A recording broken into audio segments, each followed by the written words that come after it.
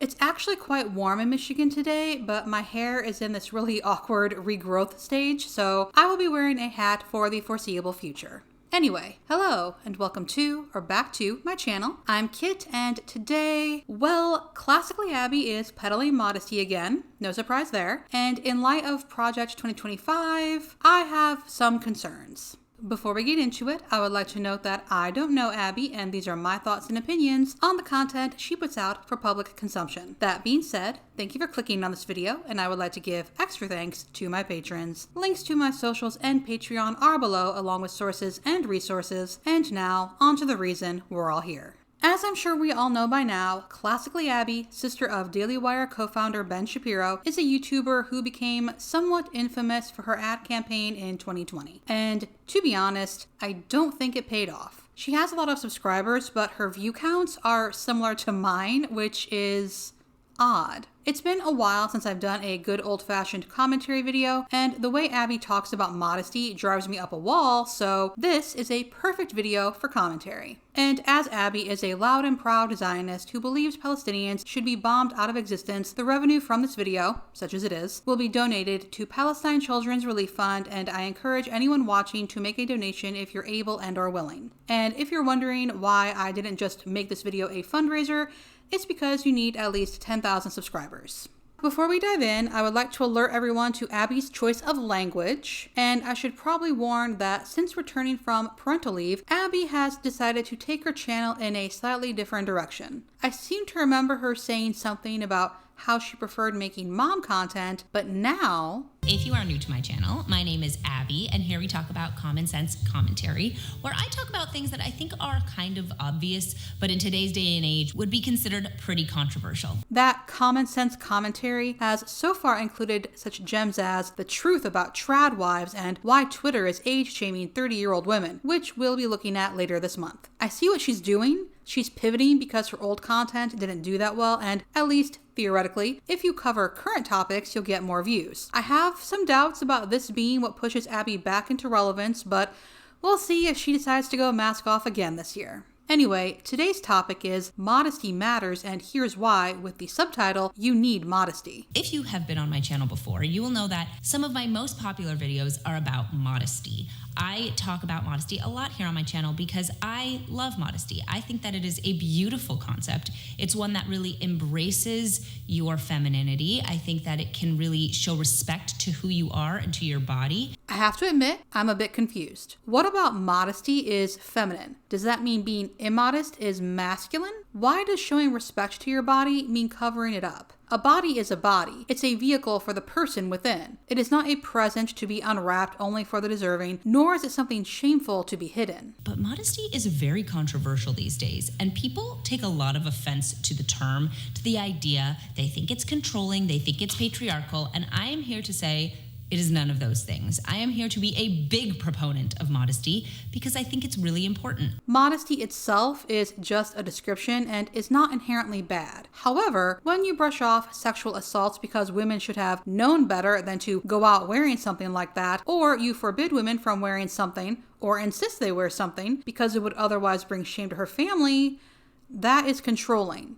That is patriarchal. And I want to share why. I don't think that modesty is only for the religious. I don't think that modesty is only for the prudish. Translation. Everyone should have to dress the way I think they should because it's better. The same applies to Project 2025. You might not believe in Christian biblical values, but they will apply to non-Christians all the same because it's better. I think that modesty is something that everyone should embrace because I think that it can only benefit you, the woman. And I know, again, unpopular opinion, that it's about you as the woman and not about men.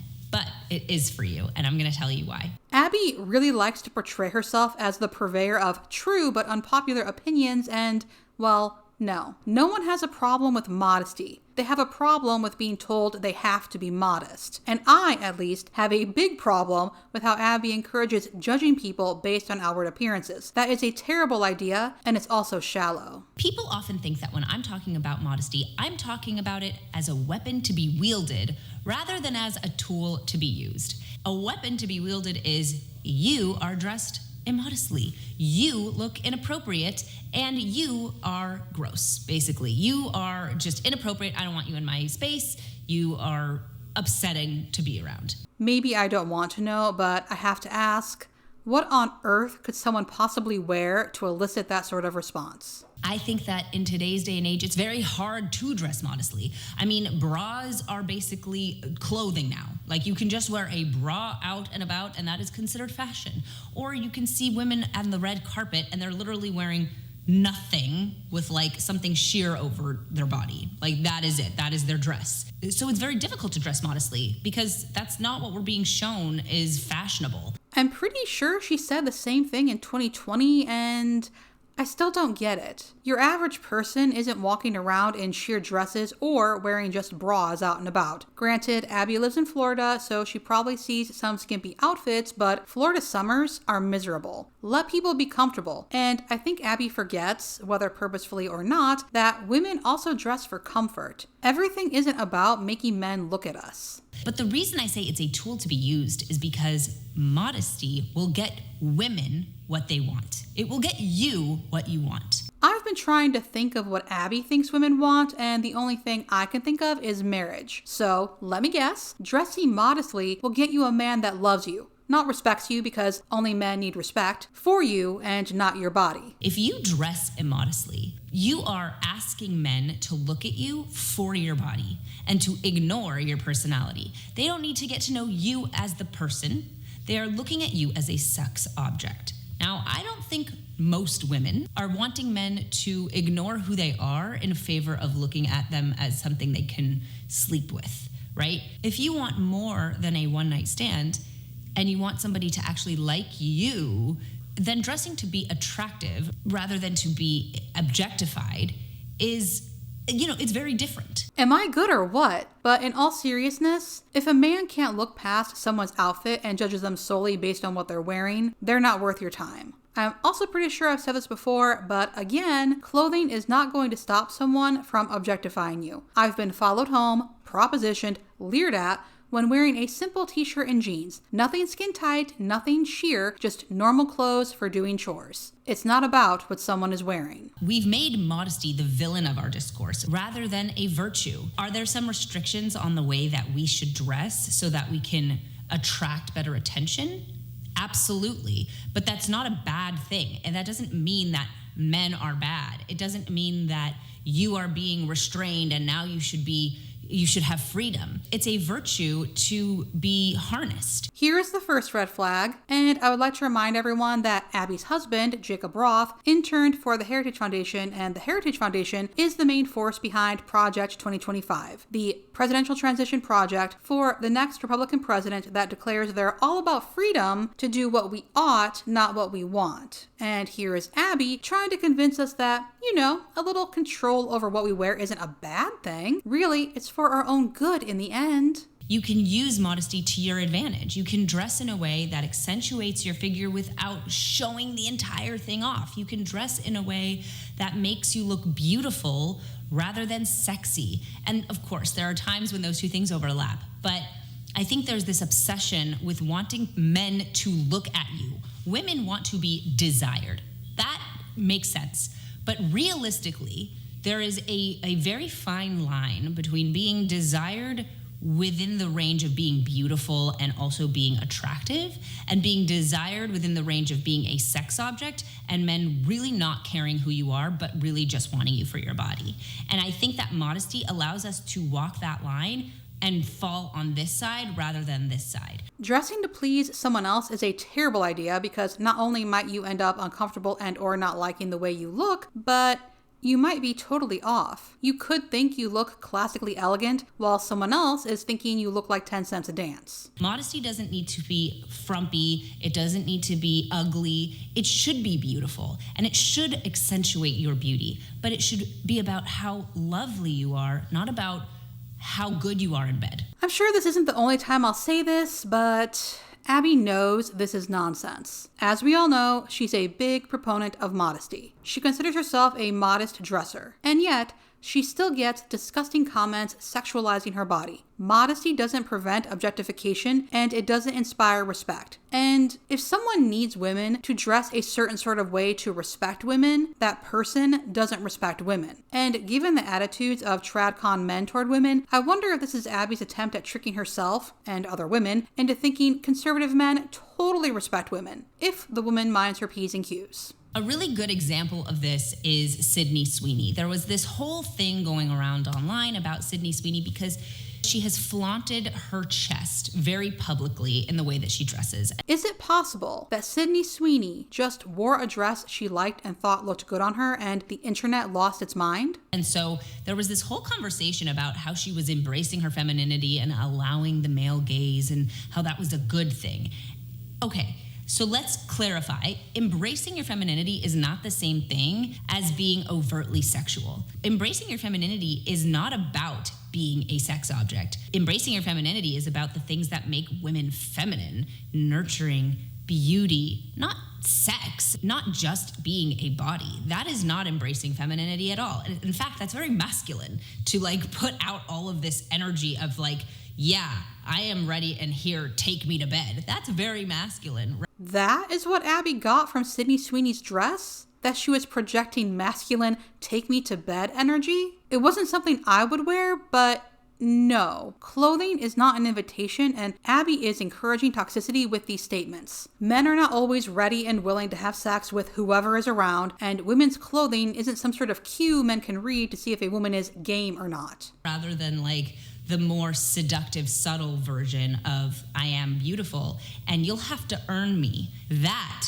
which I know is unpopular, but that is a much more feminine expression of sexuality, is I am not just free. You need to earn my attention. Feminine energy is the one that says you have to earn me? So women are for sale? I don't think Abby thought this through. Actually, I know she didn't, because in one breath, she says if you don't dress modestly, you're inviting objectification, and in the other, she says dressing modestly will make you look like a present to unwrap. So either way, women are just sexual objects. Some just have more wrapping. That's why I believe waiting for sex until marriage is so important. You have to earn this thing that is so precious to me. My sex life is not just for everyone to have, a chance at. I am saving that for the one person who I believe earned it and who is going to take care of it. And it's as precious to them as it is to me. If people want to wait until marriage to have sex, that's their business. But as someone who comes from a town where too many people thought they had to be married to have sex, yeah, mark me down as skeptical that marriage is this magical thing that means a person feels a certain sort of way about you, especially if marriage is also granting permission for sex. Too often, people rush into marriage so they can have sex, and so far, I haven't seen that end well. Modesty has all of these ideas wrapped up in it. At the end of the day,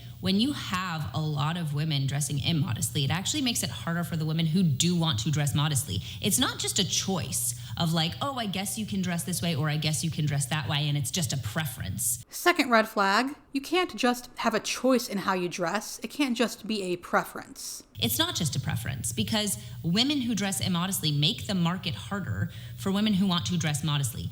Who is going to get the initial attention more?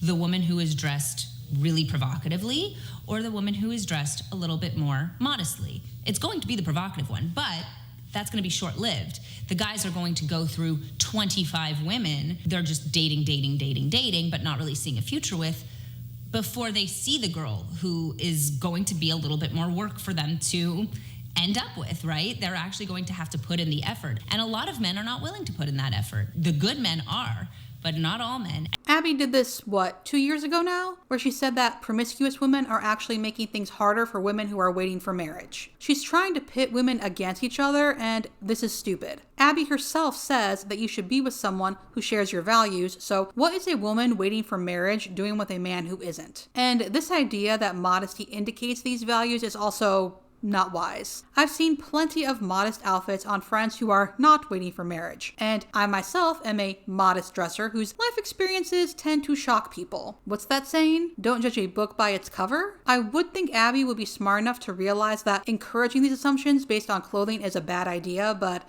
Apparently not. I think that modesty deals with the reality that men are attracted to women through a visual means initially, but it doesn't so distract them that then they are completely removed from who you are beyond what you look like. And if your boobs are out the entire conversation, it's going to be difficult to want to know about like what your favorite movie is. I've said it before, but damn, Abby really has a low opinion of men. The last thing to kind of talk about is just how desensitized we've become to sexuality, to the female form, to nudity. If you are consistently surrounded by naked people, then after a certain point, naked people aren't going to be nearly as arousing as if you don't really see nudity and then all of a sudden you see your husband or your wife in your bedroom naked.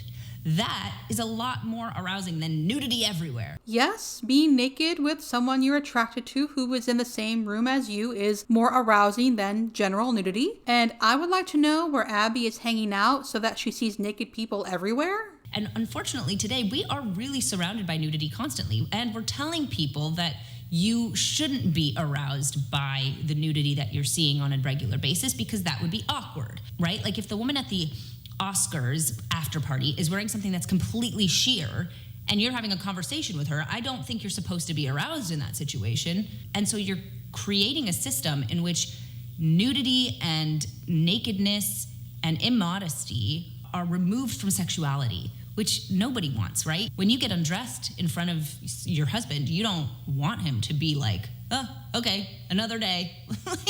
That doesn't feel very good. This is strange. Is Abby saying that nudity should be reserved for sexy times only, so when your partner sees you naked, they know it's time for sex? Does she think men are aroused every time they see a bit of female flesh? Is she aware of things people do to indicate they're interested in getting naked with someone without getting naked? Is she aware that being naked doesn't mean someone wants to have sex? So many questions, no answers. So modesty also makes sex special because it makes nakedness special. I've always said that it is sexier to see a woman wear a skirt that's longer, but if she sits down, it rides up a little bit because, oh, that's maybe not something I'm supposed to see, than a woman who wears a mini skirt.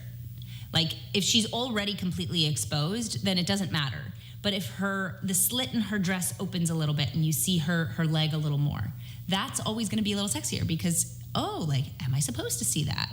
And that's why modesty is so beautiful, because it makes things hidden that then in private are even more sexy because you're alone and they're not supposed to be seen in public. I'm sure it's a shock, but I disagree with Abby again. That sex isn't something you do in public isn't what makes it special. It's who you're having sex with that makes it special. There is a real beauty to modesty. It respects your body. It respects the things that make you you, but are not the focus of who you are. Your body is not the focus of who you are. Your body is a part of who you are. And if you make it the entirety, they're not going to take another minute to figure out what the person is behind the body alone.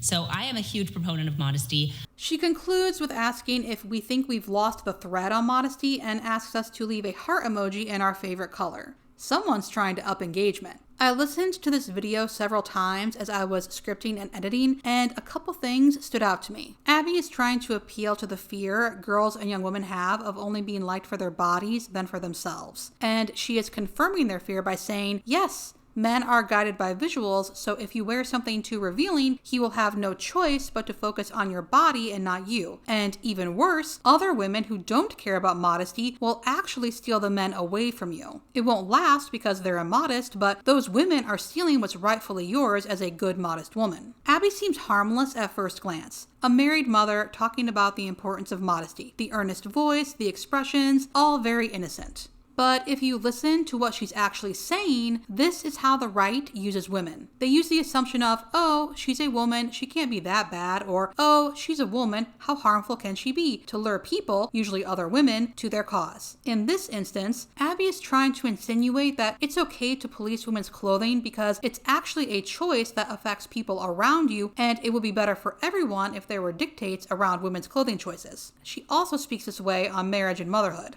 From what I've seen, in the conservative world, there is one right way to live: marriage and parenthood, and since the majority of the population isn't following that dictate in the way conservatives think it should be followed, our ability to choose how to live our lives must be removed. Abby is trying to make it more palatable, and that is her contribution to Project 2025. And that's it for this video. Thank you so much for watching, and I'll see you in the next one.